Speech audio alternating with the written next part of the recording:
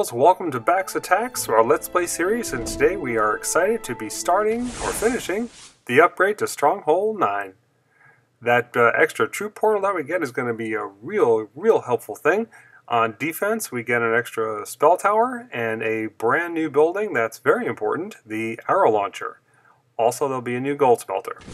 So, as with just about any new Stronghold level, we're going to start out with building all the cheap new buildings that we can. Starting with our troop portal, that one we're going to continuously upgrade until we get it to the same level as the other ones.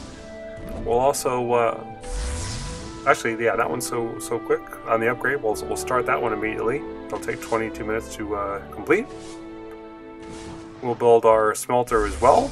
That's another super short one. Can skip the first level for free, and the second level as well.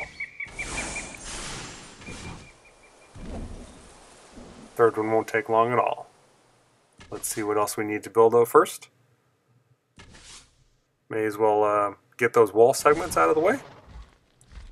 We'll build now, and we'll do a redesign later when the arrow launcher is complete, because that really is going to be a key part of the base. We don't want that to sit outside, but while it's building, we may as well just stick it out there. We'll do the spell tower as well. Now, I came into the finish of this stronghold with just about maxed out gold, about 830 out of 850 gold, knowing that the arrow launcher was not going to be a cheap upgrade. So we'll knock out a level or two on that spell tower first. And the arrow launcher is under the defense category. It costs 770,000 gold, but it's well worth it. And it also costs 80 rings to build. So we'll get that going over here. Take about 20-21 hours or so to finish that up.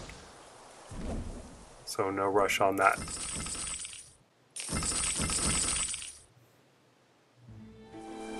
If we take a look at the other troop portals, we'll notice that we are able to upgrade them one more level. However, that doesn't actually increase the squad size. It will decrease the amount of mana that is available to attackers when they destroy it. So that is actually not an upgrade we need to rush to. In fact, we don't even need to hit at this level. We'll want to hit that at a later level, but there's really is no rush on that, and since it costs rings to do, we can push that off. So it's not going to give me more troops, it's not going to contribute to the offense, I'm not going to worry about it too much. The Stronghold will cost 1.2 million to build, or to increase to the next level, and so we're going to need to upgrade this gold storage for an extra 500,000 gold to do that. The smaller gold storage will only give us an extra 250, and that won't do it. And these gold storages cost a ridiculous amount of rings to be able to upgrade. So that's the one we're going to need to upgrade next. So our priorities are as follows. We're going to upgrade that new troop portal as high as it will go. We're going to increase the a few defense levels, and then we're going to work on the gold storage and go from there.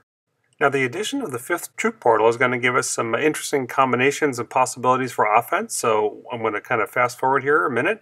Upgrade the troop portal a little bit, and then we'll consider some troop combinations to use at Stronghold level 9. Okay, so we've gone forward quite a bit here. You can see that the troop portal has been increased to match the other one. We could upgrade it to level 6 now, but that would take up rings and would not do anything to increase the squad size. It only changes the building health and reduces the amount of mana that others get when they destroy it. So since it's not contributing to offense, I'm not going to worry about that right now, but we have all of our troop portals up at level 5 with squad size of 7. Our barracks can be upgraded to get the Raider. Still having a challenge figuring out how to use them effectively, but we will upgrade them a little bit later. They're good, you know, to complete our offense, but not a high priority for us.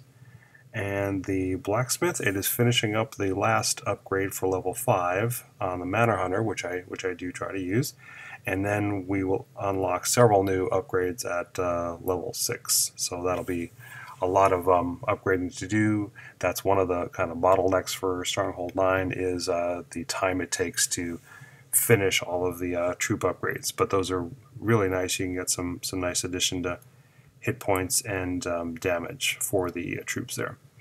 Alright, so within the barracks, let's look at a few of the different troop combinations that we can use here. The one I'm showing now is a pretty basic one. It's a melee intense one, and I started using this one more often when they did a bit of a nerf on the Warden. If you compare the stats on the soldier and the Warden for kind of equal stronghold level, the soldier here has got 165 health and DPS of 37. The Warden's DPS is just a little bit under that, 34, and health of only 55. So much more fragile than the soldier.